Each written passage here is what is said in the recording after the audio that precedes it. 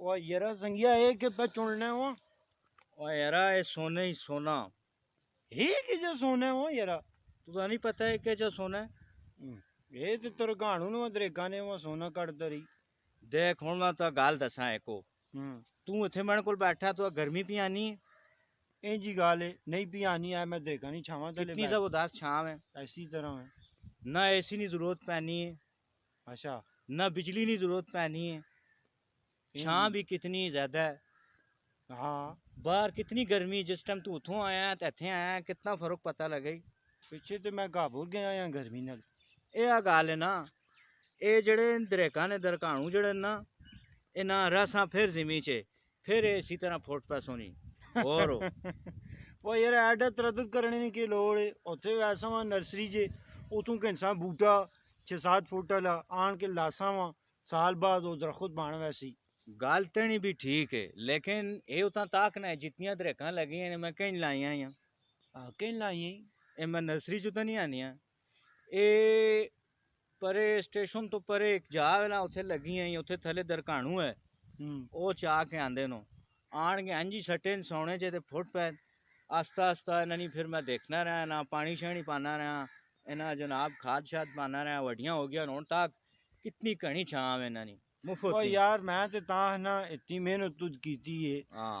तो दा बड़े अरसे बाद बहन के अजर मिला हुए फल मिला हुए ते इंज क्यों ना बंदा करे 100-200 रुपया ला के ते नर्सरी तू आने बहन के वो भी गाल तो नहीं ठीक है। बहरहाल तक ना कितना जबरदस्त मौसम बने हैं तू इस इन्होंने दरख्तों तो परे हो के थोड़ा जा वह ना 42-43 सेंटीग्रेड तो लग सी इस च मैं तो और दसना कितना है जरा चेक कर दा इतने 28 है इतने 28 है तक कितना फर्क है इतने 28 है बाहर जनाब 42-43 ते इस तरह असा करना चाहिए ना असा ज़्यादा दरख्त लाने चाहिए तो आखने ना मकसद ये कि ये जेड़े तरगाणू तले पे ना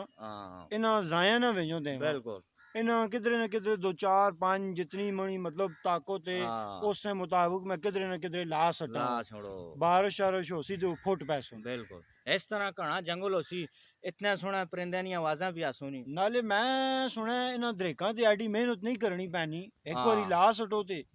अल्लाह पाक बारिश वसाना ते आपे फुट पैनियां हाँ इन्हां ते ज़्यादा मेहनत नहीं करनी पैनी शुरू ना कुछ अरसा जड़ा 5-7 महीने 8 महीने जड़ा ना देखभाल करनी पैनी और इन्होंने एक और फायदा मैं तुम्हें दसा ओके ओए कि जिस टाइम सर्दियां आनियां ना सर्दियां में जनाब आली इन्हां दरेकां ने जेड़े पत्तर उन्होंने सारे टैप ने तुसां धुप्पां दी जरूरत होनी तुसां धुप्प भी सही लगनी है। ये गल तो वाकई मैं अगे भी नोट की थी यार सर्दियां च इन्होंने पत्तर खत्म हो गए ने ते गर्मियां च अल्लाह पाक ना पोटास देखना अल्लाह ताला नी कुदरत तुसी तको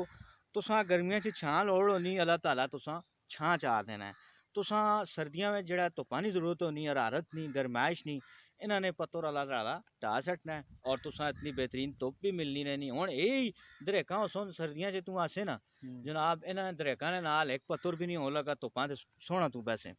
और गल सुनो मास्टर मैं तनी ये गल बहुत पसंद हुई ते सोना मैं भी तलू चाहना वा ते अपने घरे को लगे पिछे वेन के लाना वा आज घरे कोल भी ला ते जिथे अगा पिछे किधरे खाली जा तके ना उथे ना सटा कर